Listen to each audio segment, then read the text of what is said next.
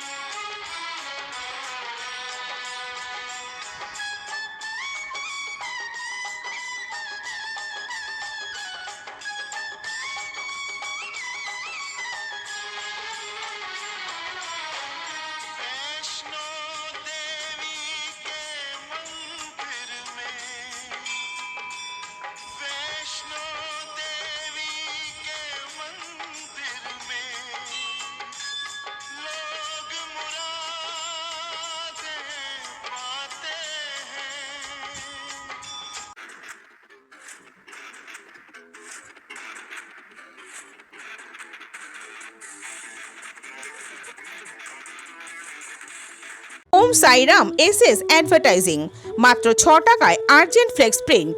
এছাড়াও যে কোনো রকম ডিজিটাল প্রিন্ট কোন্নগর চলচ্চিত্রমের কাছে।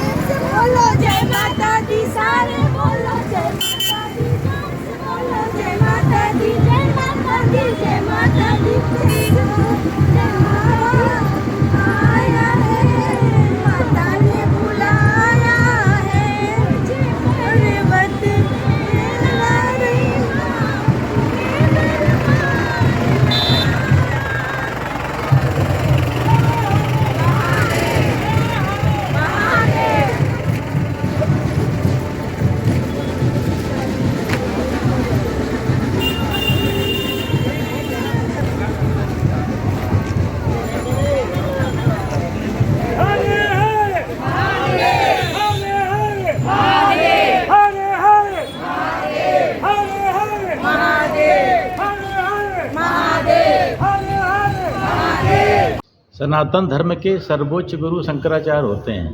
आज से 2500 वर्ष पहले भगवान आदि शंकराचार्य जी का प्रादुर्भाव हुआ था। उन्होंने 4 पीठों की स्थापना की। उसी के अंतर्गत ये 4 पीठ हैं: ज्योतिर्मठ, द्वारका शारदा मठ, पुरी जगन्नाथपुरी और श्रृंगेरी मठ।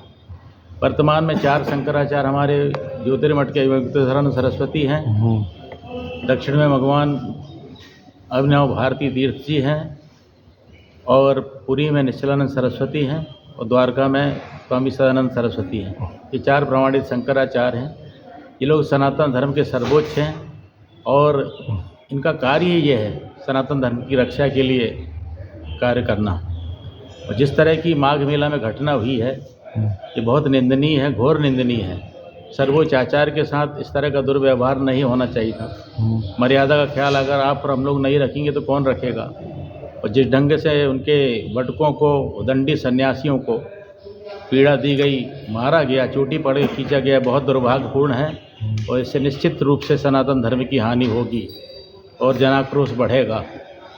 सनातन धर्म में शुरू से ही ये परंपरा रही है कि राजा भी धर्म के सामने, अपने गुरुओं के सामने नतमस्तक होते थे और उनसे आदेश लेते थे।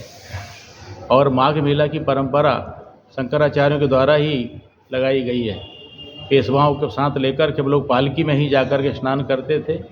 इस तरह से हमारे सनातन धर्म को उन्होंने बचाया, और आज उन्हीं के ऊपर जिस तरह का हमला हो रहा है, ये बहुत घोर निंदनीय है। हम इसकी घोर निंदा करते हैं और प्रशासन से मांग करते हैं कि वो अति विलंब भगवान शंकराचार्य से जाकर के माफ़ी मांगें। संत हृदय नवनीत समाना, और निश्चित रूप से वो माफ़ कर देंगे। हम लोग सनातन धर्म की जय हो बोलते हैं, प्राणियों में सद्भावना की बात करते हैं, और आज जिस ढंग से हमारे पूज्य गुरु लोगों के ऊपर आक्रमण हो रहा है, तो ये घोर निंदनीय है, और इससे हम लोग सब व्यथित हैं।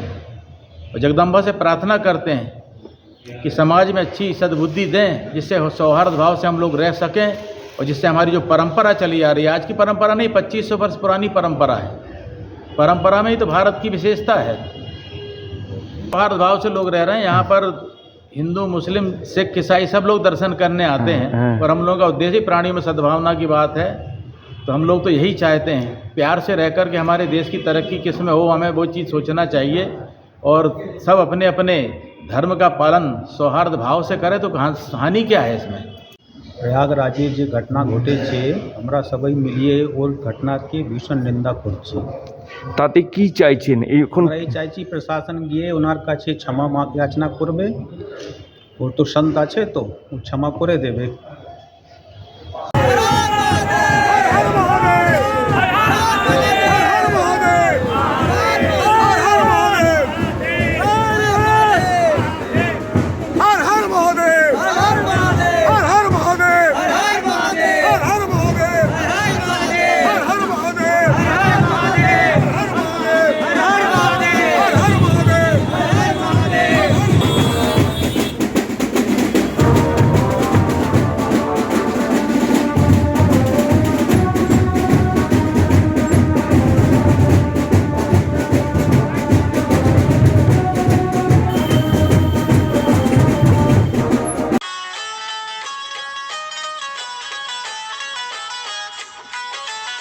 সৃজন, খবর বাংলা নিউজ।